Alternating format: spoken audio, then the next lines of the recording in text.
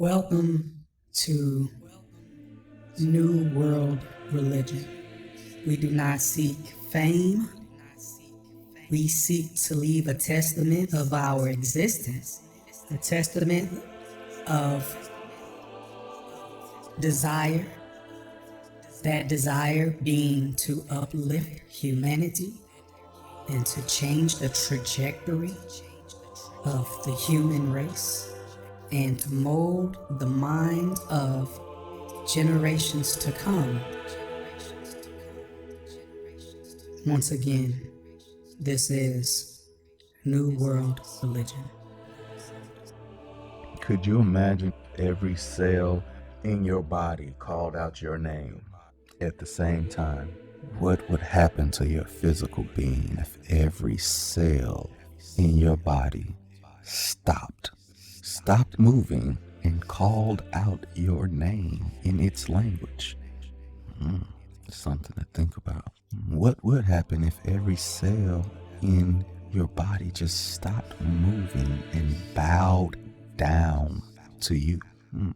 Well, scientifically, I think your body would disperse and would become just pure energy, probably, because it's the movement of those cells that keep your body together. They're moving so fast that they make you a solid. The moment they stop moving, you become essence, energy, pure energy. That thought hit me one day as I looked at the Muslims who prayed at the same time all around the world at the same time, 5 times a day. I wondered, I said, what would the world look like if everybody on earth just bowed down in prayer? Then I wondered, who would they be praying to? Because the idea of God is totally, it's not right. The idea of God is not right. It's not given to the masses correctly. And when I say God, I mean infinite intelligence. I'm not talking about a creator God, which would be a God that's limited to creating. I'm not talking about a destruction God. I'm not talking about a jealous God. I'm talking about infinite intelligence, which is everywhere at all times. That kind of God is fragmented and whole at the same time. And praying to that God would mean that you're praying to yourself. So what happens when an entire earth bows down 5 times a day at the same time to pray to itself, to balance itself, to empower itself, to improve itself? What does your earth look like if all people bowed down at the same time? Say you would probably have a better functioning population where all passions would be subdued and brought under control. There would be balance on the earth, an understanding of peace, an understanding of war, an understanding of poverty, an understanding of greed. Just an understanding, though. No one would have to live in those understandings. No one would have to live in greed or poverty, but there would be an understanding of those things. The earth would look totally different. These thoughts led me to try to understand our relationship with God. It's hard to have a relationship with God when you think that God is a killer, a bully, a God that doesn't understand humanity or thought or life and desire. A God that doesn't understand its own creation. It's hard to have a relationship with that type of God, because that relationship is based off of fear, misunderstanding, a lack of knowledge, and a hope that could possibly be misplaced, because there has never been a revelation of the God that old world religion tells us to worship. What kind of relationship can you have with a person that resembles the God that you worship? Ask yourself that. If this God that you worship was a person, what kind of relationship would you have with this person?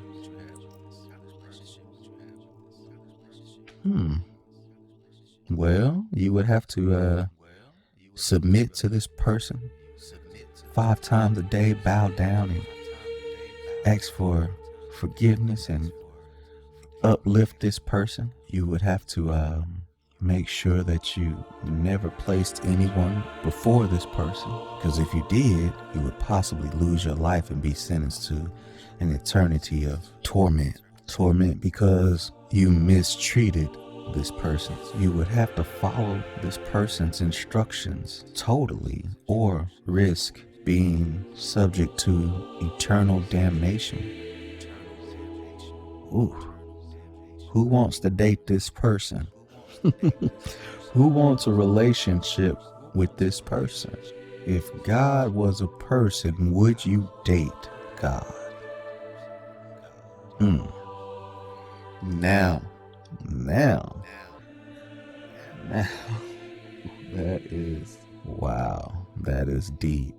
If God was a person, would you date him or her?